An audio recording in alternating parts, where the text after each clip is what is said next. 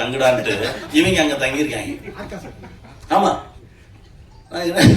கேட்டா சரி அங்க போனவொடனே அங்க ஏதாவது குடிக்க தண்ணி லோக்கல்ல இருக்க கிணத்துல தண்ணி இருந்தா எடுத்துவாங்க. அண்ணே நம்ம வீட்லயே இருக்குண்ணே. நம்ம வீட்டுல இருக்கு எங்க என்னடா பண்றீங்க அப்படின்னா அந்த வீட்டுல இருக்கவங்க போக சொல்லிட்டு இவங்க அங்கே செட்டில் ஆயிட்டாங்க எல்லாருமே. அப்படியே ஒரு ஊரை தேர்ந்தெடுத்து சினிமா சம்பந்தம் இல்லாத ஒரு ஊரை தேர்ந்தெடுத்து அந்த ஊருக்கு சினிமாவை கற்றுக் கொடுத்துட்டு வந்திருக்காங்க. அடுத்த வாட்டி போனா அவங்க கேட்டுறாங்க அப்புறம் எத்தனை கால் ஷீட்டு எப்ப இருந்து வரீங்க எவ்வளவு பணம் தந்தீங்க இப்பவே ஆரம்பிச்சிருப்பாங்க. அற்புதமான மக்கள் அந்த ஊர்ல இருக்கக்கூடிய ஒவ்வொருத்தருமே அவ்வளோ சப்போர்ட் பண்ணாங்க. ஒரு பாட்டி கூட வந்து அழகா நடிச்சுட்டு போச்சு. அவ்வளவு சந்தோஷமா அவங்க கை கொடுத்து நடிச்சு அவ்வளோ அழகா பண்ணாங்க. தம்பிங்களா தேங்க்ஸ்டா, நல்லா வருவீங்களா வாங்கடா. அப்புறம் கே சார் நம்ம தம்பி மோகன் அற்புதமா அதாவது எப்படி ஒர்க் பண்ண முடியும் அப்படின்றது ரொம்ப நாளுக்கு அப்புறம் நான் ஸ்மால் ஸ்க்ரீன்லேருந்து வந்தவன், நிறைய வேகமாக வேலை பார்த்தவன். இதெல்லாம் தாண்டி இப்போது அவங்க 2 பேர் பண்ண ஒர்க்கு ரொம்ப என்ஜாய் பண்ணி பண்ணுற மாதிரி இருந்தது. ரொம்ப நல்லா இருந்தது. Thank you sir, thank you. என் தம்பி அஜய், அப்பாவோட எனக்கு நல்ல பழக்கம்.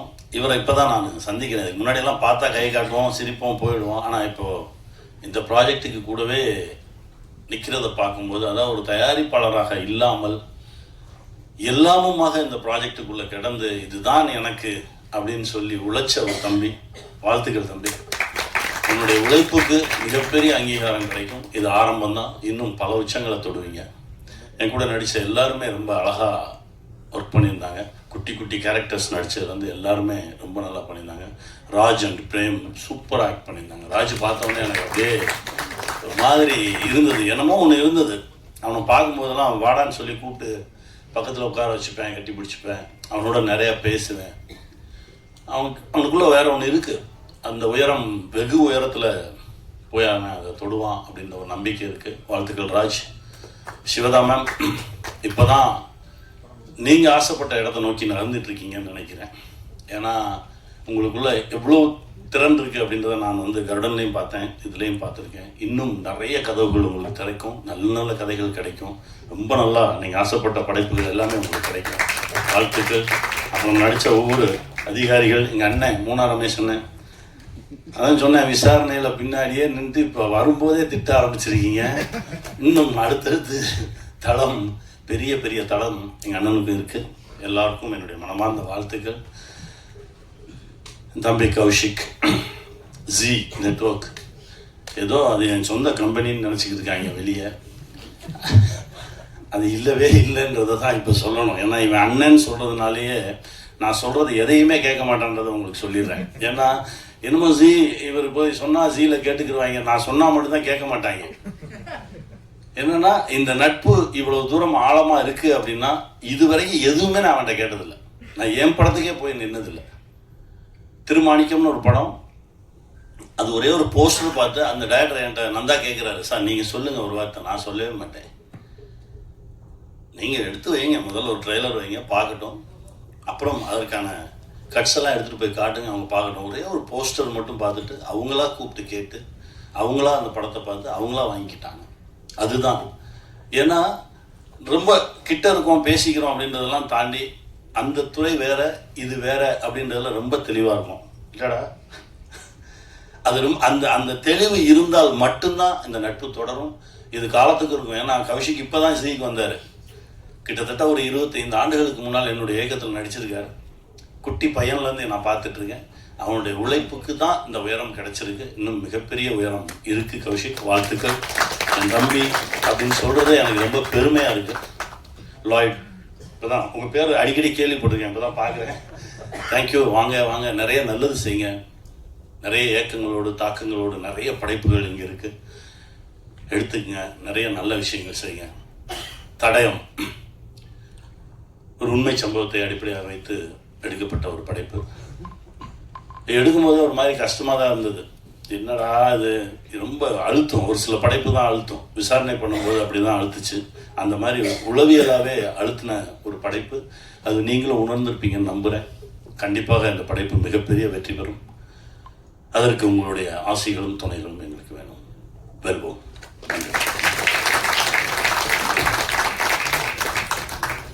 days ago தடயத்தை ரொம்ப அழகாக ஒளிப்பதிவு செய்யறது உறுதுணையா இருந்த ஈச்சம்பள்ளம் மக்களுக்கு எங்களுடைய நன்றிகள்.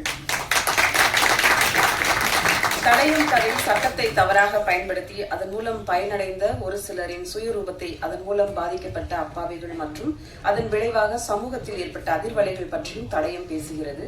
இது கண்டிப்பா பெருவாரியான மக்களை கவரும் என்று இந்த டீம் எல்லாருமே நம்புறாங்க. நம்மளுடைய சப்போர்ட்டும் கண்டிப்பா இருக்கணும் அப்படிங்கிறது வேண்டுதல். இப்பொழுது கேள்வி பதில்கள் இந்த டீம் கிட்ட இருந்து உங்களுடைய கொஸ்டின்ஸ் கேட்கலாம்.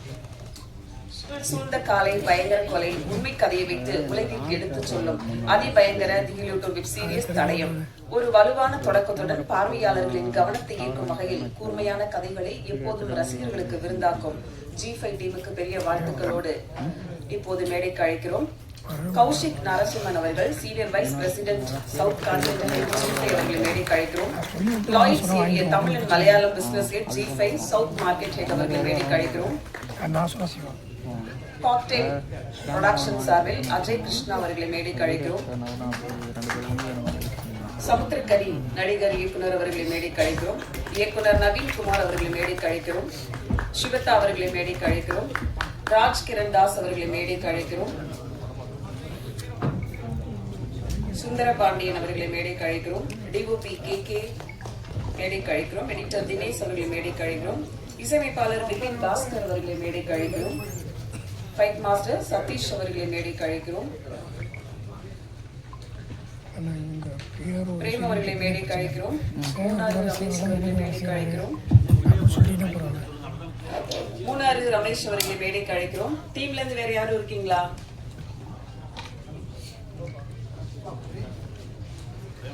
ராஜ்கிரண் தாஸ், பிரேம் எல்லாரும் வந்தாச்சா?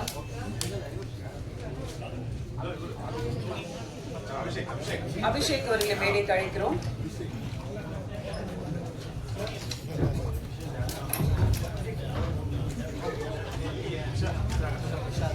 விஷாகர் அவர்களை மேடைக்கு அழைக்கிறோம்.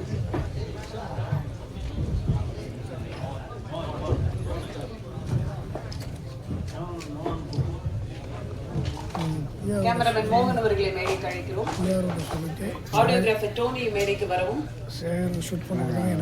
ஒரு யூ ஷேப்ல அப்படியே சேர்ஸ் போட்டுடலாம். யாரெல்லாம் இருக்கீங்க?